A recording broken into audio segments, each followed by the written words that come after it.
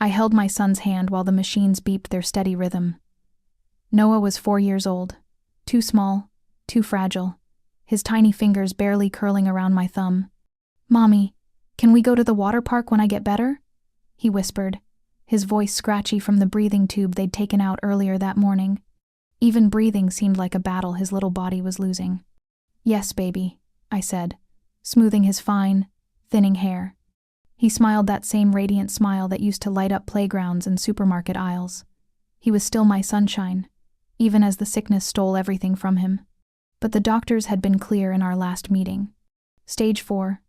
Neuroblastoma. The experimental treatment had failed. Time was slipping through our fingers like water, maybe weeks, maybe days. The phone in my pocket vibrated. I ignored it. Nothing outside this room mattered. My whole world lay in this bed fighting against something that had no mercy. The buzzing continued. Noah's tired eyes opened again. "You can check it, Mommy. I'm okay." I lifted my phone with reluctance. 21 messages. From my sister Sophia. The first message made my stomach drop. "Elena, I need you at my housewarming party. I finally bought my dream house. You have to be there." A housewarming party. While my child was dying. Sophia knew everything. The diagnosis, the prognosis, the suffering. She had visited exactly once in the past 6 months, stayed 20 minutes, and left complaining about parking fees. I scrolled through her messages. "Mom and Dad are flying in. It's gonna be huge. Everyone's coming. June 15th. Does that work for you?" June 15th. The doctor's estimate echoed. Early to mid-June. She wanted to celebrate a mortgage. During the period I'd be burying my son. I locked the phone and leaned closer to Noah, kissing his forehead. Later that evening, I stepped out to the hospital cafeteria and finally called Sophia. She answered on the first ring, her voice buzzing with excitement. "Did you see my messages? Isn't it incredible? 4 bedrooms, a pool, total dream life." "Sophia, I can't talk about party planning right now. Noah is..." "I know," she cut in. "But you can't put your entire life on hold forever. This is huge for me. I need you there." I closed my eyes. She'd always been like this. At my wedding reception, she'd announced her engagement. At my nursing school graduation, she arrived late and bragged about her promotion the entire dinner. "What date?" I forced myself to ask, though I already knew. "June 15th, perfect weather. Everyone's available. That's when Noah might..." My voice cracked. "We're talking about early to mid-June. I might be planning a funeral." The silence on the line stretched long enough to become an answer. Then she sighed that sigh people use when they think you're being unreasonable. "Elena, I understand you're going through something awful. But life goes on. You can't expect everyone to pause forever." My hand shook around the phone. "You're saying your party is more important than my son's life?" "That's not what I'm saying," she argued. "But I already put down deposits. Caterers, invitations. This is a huge milestone. And honestly, you might need the distraction." "Distract me from losing my child?" I hung up. I didn't trust myself to keep speaking. Back at Noah's bedside, I found Julia, charge nurse, best friend, checking his IV line. When she saw my face, her eyes softened. "What happened?" she asked quietly. "My sister wants me at her housewarming party," I whispered, the words feeling absurd. "While Noah..." I couldn't finish. Julia's jaw clenched, fury flashing in her eyes. Some people don't deserve the families they're born into. I brushed my finger along Noah's small hand. He deserves so much more than this world gave him. My life had narrowed to this small hospital bed, and I didn't want to be anywhere else. Not for parties, not for milestones, not for selfish celebrations of square footage. Just here. Just him. Just love, even as time ran out. And soon, very soon, I would learn the full extent of how deeply my family could betray me. Noah died on June 7th, just after sunrise. He opened his eyes one last time, searching my face like he always did when he needed reassurance. His lips shaped the softest words. "I love you, Mommy." Then his chest stilled. The monitor let out a long, piercing tone, a mechanical scream announcing an ending I already knew had arrived. I held him against me as the nurses rushed in. Someone gently tried to move my hands away, speaking to me in soft, practiced tones designed for parents like me, parents losing everything. But I couldn't let go. I pressed my cheek to his still warm temple and sobbed into his hair, begging the universe for just one more moment, just one more breath. But whatever mercy existed in the world had already abandoned us. Hours later or minutes, I found myself in a private room, papers placed in front of me that made no sense. Consent forms, organ donation, funeral home options. The kind of choices no parent should ever make. That night, I sat in the dark corner of the hospital room that was no longer ours, staring at the empty bed where my son had fought so bravely. My phone buzzed, and for the briefest second, the cruelest second, I thought, maybe it's Noah. But of course, it wasn't Noah. It was Sophia. Have you thought about the party date? Can you confirm? I need numbers for the caterer. My vision blurred with fresh tears. Another message came through an instant later. Mom and Dad just booked flights for the 14th. You'll come, right? Please don't make this about Noah again. About Noah. My son's life and death had become an inconvenience to her.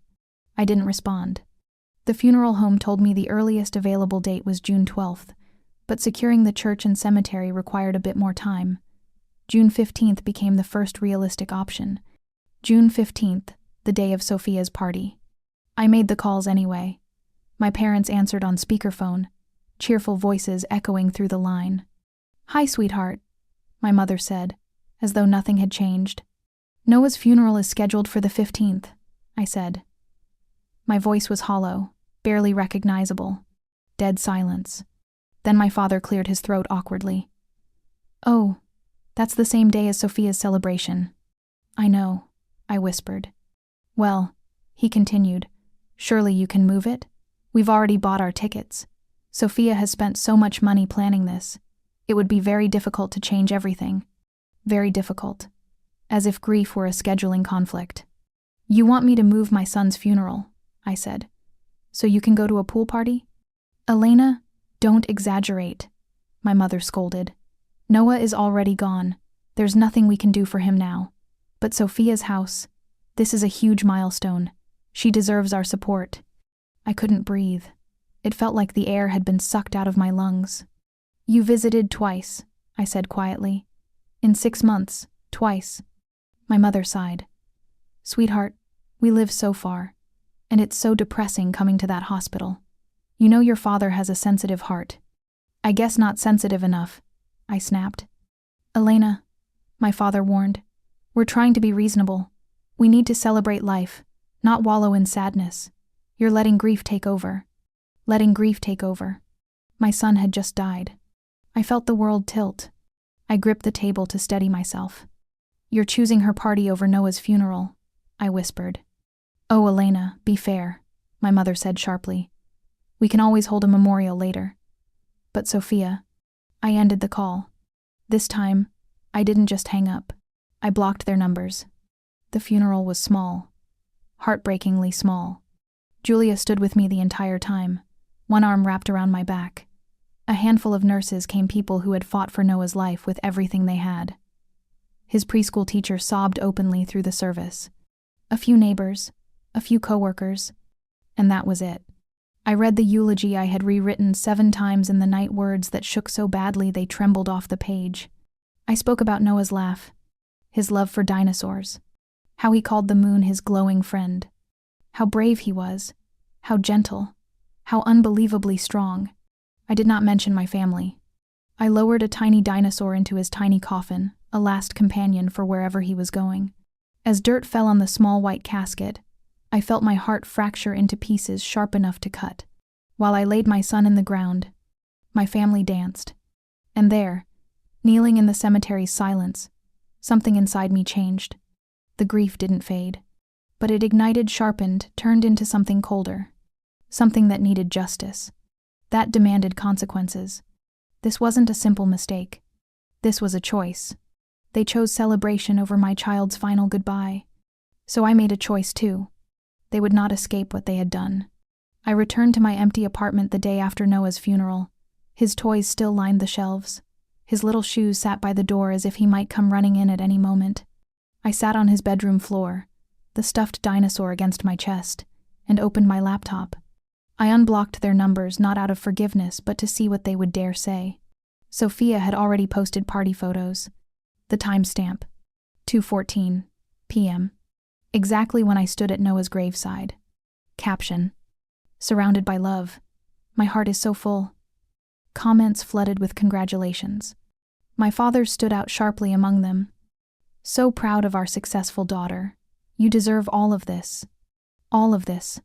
While my son was lowered into the ground, the rage that surged through my veins was no longer tears and heartbreak. It was clarity, pure and unshakable. They wanted me to forgive, but they had not earned forgiveness. They had earned consequences. Over the next 3 days, I stopped sleeping entirely. I knew how hospitals worked. I knew how the healthcare system worked. I had seen corruption, and Sophia, ambitious, reckless Sophia, had never learned to keep her mouth shut. Months earlier, when Noah was still fighting, I'd overheard 2 pediatric oncologists whispering about unethical pressure from a sales rep pushing high-dose pain meds. They mentioned her by name. At the time, I refused to believe she was capable of harming patients. I was naive, still hopeful that family meant something. Now, I saw her clearly. I called a few doctors. I knew exactly what questions to ask and how to make people comfortable answering them. Years of being a nurse had prepared me well. I traced the prescription data. The numbers didn't make sense. Too high, too fast, too dangerous. She had been falsifying her reports, manipulating doctors, offering kickbacks disguised as consulting fees. Patients had been harmed, some fatally. And I had proof. Emails, recorded phone calls, internal memos she never should have forwarded using her personal account. Her entire career was built on a house of stolen prescriptions and manipulated lives. Careless, selfish, criminal, perfect. Next came my parents. They had always bragged about their perfect retirement plan, the pension, the investment portfolio. My father managed himself, the connections, the comfort. All it took was one weak point to bring the whole thing down. And I knew his weak point: technology. Same password everywhere. Too much pride to admit he barely understood email phishing scams. I crafted messages with the precision of a surgeon using financial jargon and branding he wouldn't question. Suspicious activity on your account. Urgent transfer required. Tax discrepancies pending review. Each step created panic, confusion, chaos. I wasn't stealing. I wasn't committing crimes. I was simply letting them unravel. They had abandoned me. Now I abandoned them to the consequences of their own ignorance. With both paths in motion, I needed only one final piece: public exposure. I contacted an investigative journalist named Trevor Miles, someone who had interviewed nurses at my clinic years ago for a healthcare corruption piece. He remembered me, and he remembered Noah. We met in a quiet coffee shop. Trevor's eyes skimmed the evidence, widening with each page. "This isn't just malpractice," he whispered. "This is felony-level fraud, corporate crime, patient endangerment, federal charges." "Yes," I said simply. "And the subject is your sister?" I nodded. He leaned back, studying me. "This will destroy her life. Prison, reputation, everything." "She destroyed any claim she ever had to mine," I replied. "She made her choices. Now she gets her consequences." Trevor closed the file, his expression solemn. "I'll verify everything independently," he said. "It may take time, but when it checks out, and it will, I'll run it." I exhaled a slow, controlled breath. "The only thing I want," I told him, "is the truth to be louder than their lies." That night, I drove to Noah's grave. The grass was still fresh and uneven. I sat down beside the small headstone, tracing his name with trembling fingers. "Noah," I whispered, "I'm not letting them move on like nothing happened. They will know what it feels like to lose everything." The wind rustled through the cemetery, lifting the strands of hair around my face. For a moment, it felt like he was there sitting beside me, tiny and warm and safe. "I promise you," I said softly, "this is only the beginning. If they could celebrate while my son was buried, then they would learn what it meant to lose everything worth celebrating." 3 weeks passed before Trevor called me. During that time, I barely slept. I went to work because routine kept me upright. When Trevor's name lit up my screen, my pulse spiked.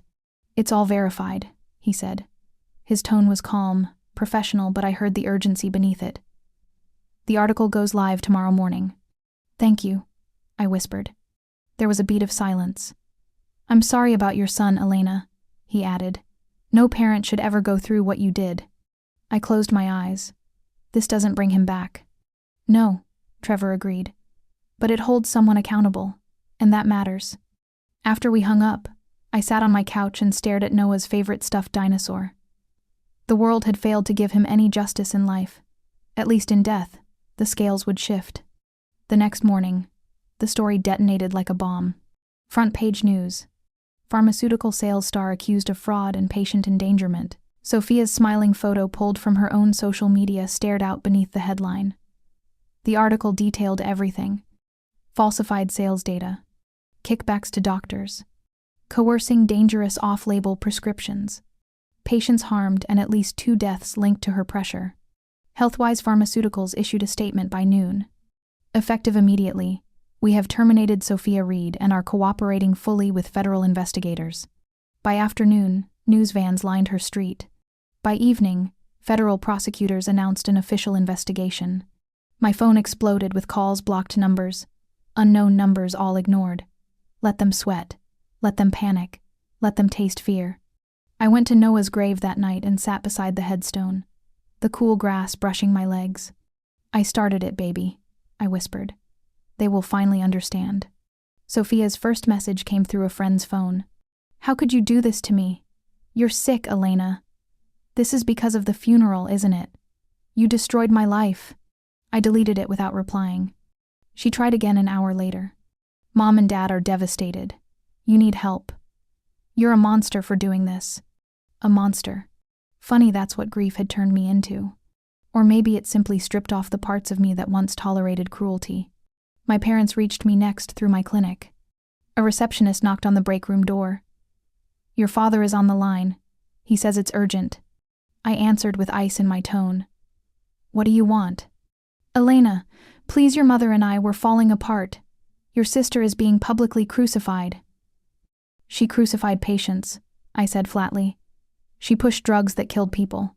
She earned this." "You didn't have to go public," he protested. "You didn't have to." "I did what you should have done," I snapped. "I cared about human lives." "Your mother is crying every night," he pleaded. "We're drowning financially. We had to put money toward Sophia's legal fees. This is tearing the whole family apart." I went silent for a moment. Then, "You chose this. The moment you chose a party over my child's funeral." My father's voice broke. "We made a mistake, a terrible mistake. But you can stop this. You can tell reporters Sophia is a good person that she doesn't deserve." I ended the call. 2 weeks later, Sophia was arrested. Charged with federal healthcare fraud, conspiracy, bribery, endangering patients. Her bond was set at $250,000. My parents put up their retirement savings and signed over the deed to their house, their safety net gone in a single moment. Everything they had chosen over Noah's funeral vanished. But I wasn't done. I contacted a local reporter, one who loved sensational family angles. I sent them party photos, the ones taken the exact moment I threw earth onto my son's coffin. I provided timestamps, funeral records, and the media did what media does. They tore into the narrative like wolves. While son's coffin lowered, family danced by the pool. Celebration over death. A grandmother's champagne and a grandson's grave. The outrage was swift, cruel, widespread. Social media turned vicious. People spat at my parents in grocery store aisles. Their retirement community board threatened to evict them due to disruptive reputation concerns. My mother called from a new number, voice shaking. "Elena, please, stop this. People scream at us. Your father's heart." "Did he feel stressed?" I asked coldly. "Did his heart hurt? Good. Maybe he'll understand now." "Elena," she sobbed. "We love you." "No," I said. "You love convenience. You love appearances. If Noah had died quietly in a corner of the world where nobody noticed, you'd be fine. I made the world notice." I blocked her again. Vanessa screamed in court the day they denied her bail reduction. My parents watched from the gallery, older, smaller, collapsing under consequences they never thought they'd face. The judge ordered her taken into custody. She twisted around, eyes locking onto mine, wild with hatred. "You did this," she spat. I didn't look away. For the first time, I felt Noah's strength in me. "No," I whispered under my breath. "You did this." Outside the courthouse, reporters were gathered like a wall. Flashes exploded, microphones thrust forward, questions flew. "Do you feel justified? Is this revenge? What drove you to expose your sister?" I paused. "Let them look. Let them listen." "My son died," I said simply. "And they chose a party over his funeral. They chose celebration over compassion." Then I walked away calm, steady, unshaken. Because the first phase of justice was complete. But grief was not done with me. In the weeks that followed Sophia's arrest, I lost track of how many reporters camped outside her now foreclosed home. Every headline echoed the same contrast: a family dancing while a child was buried. My parents' faces were splashed across news segments, always paired with condemnation. At first, I watched every broadcast, every comment thread, every downfall. Satisfaction initially flickered inside me like a flame. But flames burn. They devour. And eventually, all that's left is ash. I buried myself in work, taking double shifts at the clinic. Paperwork blurred. Patient names blurred. Days and nights blended into one long, sleepless vigil. If I stopped, even for a moment, Noah's absence rushed in like a tidal wave. I wasn't sure I'd survive. One afternoon, Dr. Harrison, the clinic's director, asked me to step into his office. "Elena," he began gently, "you're working yourself beyond exhaustion." "I'm fine," I said automatically. "You're not fine," he replied. "I've reviewed your hours. You've worked over 200 shifts in 3 months." "My son." "I know," he interrupted softly. "And I'm so sorry. But grief isn't something you outrun. It waits. It always catches up." I stared at a painting on the wall, sunflowers under a bright sky. Cheerful, loud, offensive. "If I stop moving, I fall apart," I admitted, voice cracking. His expression softened further. "Falling apart is sometimes part of healing. Not for me. Not yet. Maybe not ever." One night, I sat alone at my dining table, surrounded by the ghosts of responsibilities I once had. Coloring books, superhero stickers, a birthday banner still taped to the wall because I couldn't bear to take it down. My phone buzzed with a message from Julia. "Still joining us tonight? Support group starts at 7. I'll wait for you outside the church." I stared at the message until it faded. Then I put the phone face down. 3 months after Sophia's arrest, the trial date was set. Facing overwhelming evidence, she took a plea deal. 5 years in federal prison. Restitution required. Banned permanently from healthcare and sales. Justice. The kind that destroys. Her sentencing hearing was public. I sat in the back, unseen but not unnoticed. Sophia's once flawless hair was pulled into a tight ponytail. Her designer wardrobe replaced with off-gray courthouse attire. She looked smaller, somehow deflated. The judge asked if she had a statement. Sophia stood, hands trembling. "I accept responsibility for my crimes," she said, voice shaking. "I made terrible decisions. I hurt people. I deserve accountability." Then she turned, eyes locking onto mine like crosshairs. "But my sister," she said, voice rising, "didn't do this for justice. She wanted to destroy me, and she succeeded. She wanted me to pay not for my crimes but for not attending a funeral." The prosecutor objected. The judge sustained. But the words hung in the air like poison. Guards led her away. She looked back at me one last time, eyes burning with hatred. I didn't blink. I didn't look away. My parents tried again. They came to my clinic in person. Security called to alert me. I walked down to the lobby, arms crossed tight over my chest like armor. "Please talk to us," my mother whispered. Her voice was grated raw from crying. "Please." "Elena." My father struggled to stand fully upright. He leaned on a cane that hadn't existed months ago. "We've lost our home," he rasped. "Our savings. Our daughter is in prison. Our community hates us. All because of what you did," my mother finished, tears streaking down her face. I stared at them, these strangers who had once been my parents. "What you did," I corrected. "Your choices did this." "We made a mistake," my father said desperately. "We put a celebration above something sacred. But we are still your parents." "No," I said softly. "Parents show up. Parents stand by their children when the world collapses. You didn't." My mother reached for me. I stepped back. "Elena, please," she begged. "We're alone. We're broken. Haven't you punished us enough?"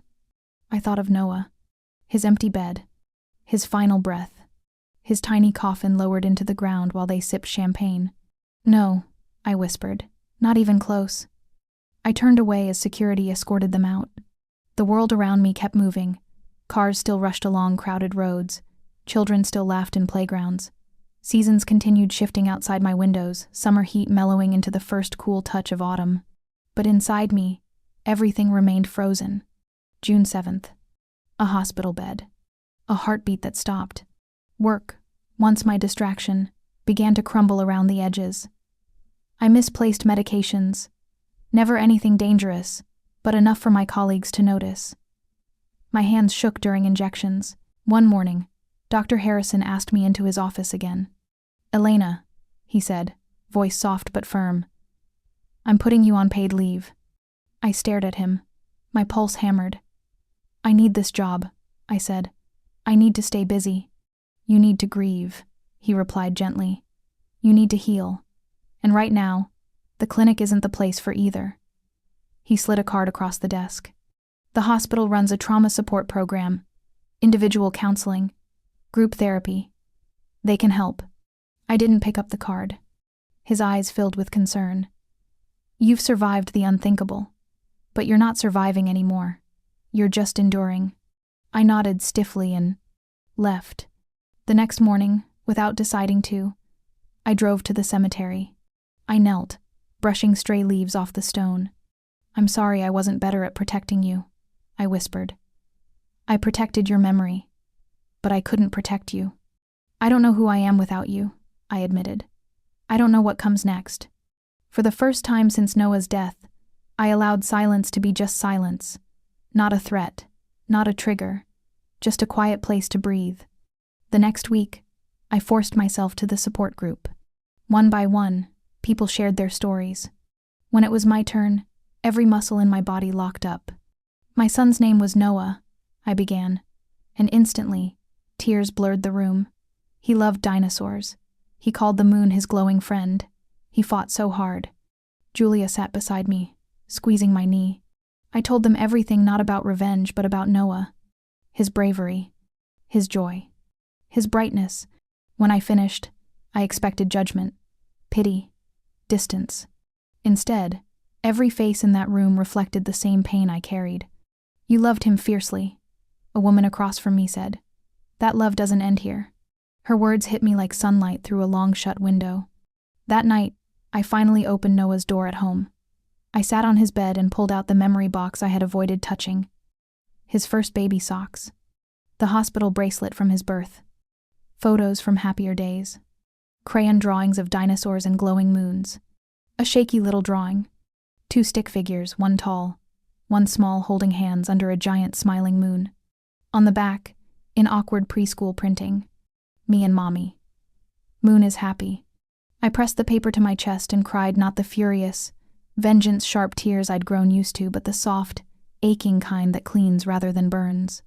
I whispered into the darkness, "I want to remember you with love, not pain, not anger." I realized revenge had been a shield, but Noah didn't deserve to be a weapon. He deserved to be a memory filled with warmth. But for the first time, the pain wasn't the only thing there. There was also love. And for the first time in months, I slept.